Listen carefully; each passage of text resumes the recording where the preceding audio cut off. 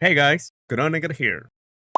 Hola and welcome back to the channel. Today we're going to talk about the fan favorite weapon among Tediore enthusiasts, the Baby Maker. Now this is what I call the pretty fitting name. This weapon showed up for the first time in Borderlands 2, and it's another returning weapon in Borderlands the pre-sequel and in Borderlands 3, although there are some changes in those games that we're going to talk about later.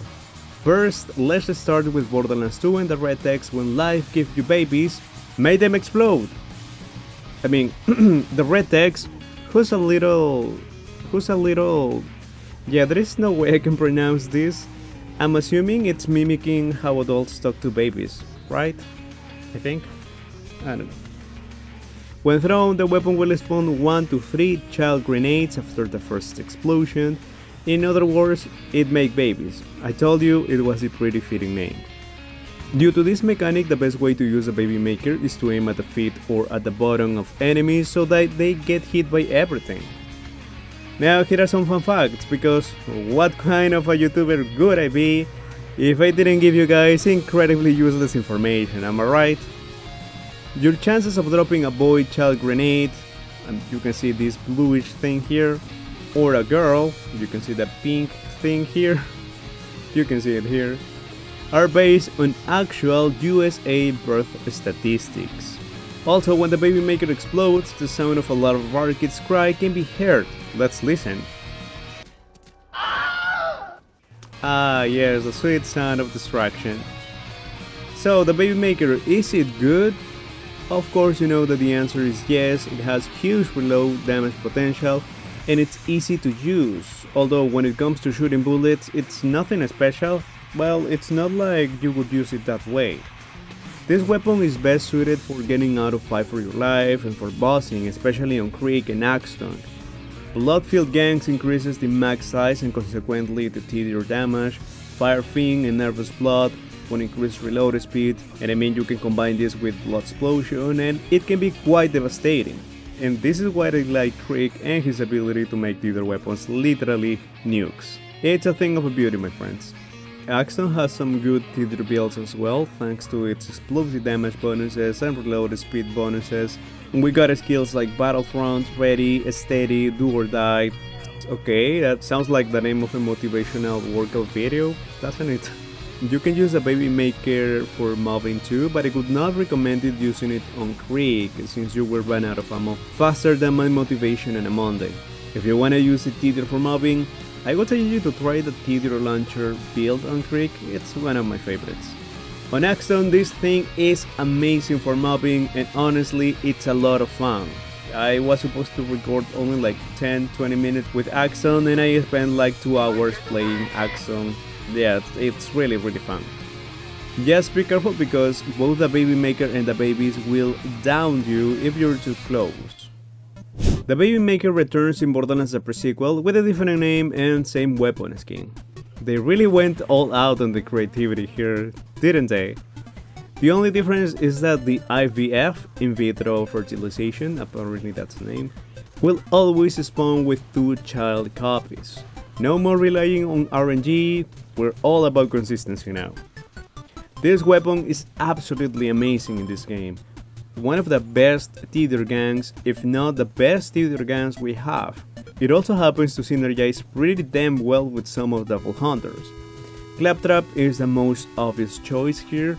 The IVF loves to hang out with him, like, it benefits so much from Blow and Explode, it can get max stacks in just a few seconds, Grenade Vent boosts both the weapon and the babies. Organized gangs are happy, is perfect for increasing Tediore weapons damage. Now try using this thing when you have gang which are active and oh my god, es muy bueno. On Athena it can deal an incredible amount of damage with some Maelstrom stacks, and if you combine it with a Femme Fatale class mods, then it's game over for your enemies. Sayonara suckers! On Jacked, Best Man increases grenade damage, Just Compensation increases the reload damage and the magazine, and sponsored by can increase the mag even further, to the point of one-shotting non-badass enemies and some badass enemies as well. This is a certified Tediore moment right here. Oh boy, Borderlands 3, you're not going to like this. The Baby Maker has gone under quite the transformation here. It is now a pistol, and get this, when you throw it, it spawns not 1, not 2, but a whopping 4 copies of itself. So that could mean 4 times the explosions, 4 times the chaos, and it sounds amazing, doesn't it? But here comes the twist, the dreadful, soul-crushing twist. Each copy of the Baby Maker consumes a whole clip of ammo. Yes, you heard that right. 1 throw equals 5 magazines gone. You will run out of ammo faster than you saying reload. Now, to add insult to the injury, unlike Borderlands 2 and Borderlands the pre-sequel, these copies do 50% less damage than the main explosion. I'm sorry, but that's not all. Tediore reload explosions got nerfed in Borderlands 3. You might be thinking, damn, Tediore builds were so good in that game that they had to nerf it. And that's partially true, I guess. Here is what happened.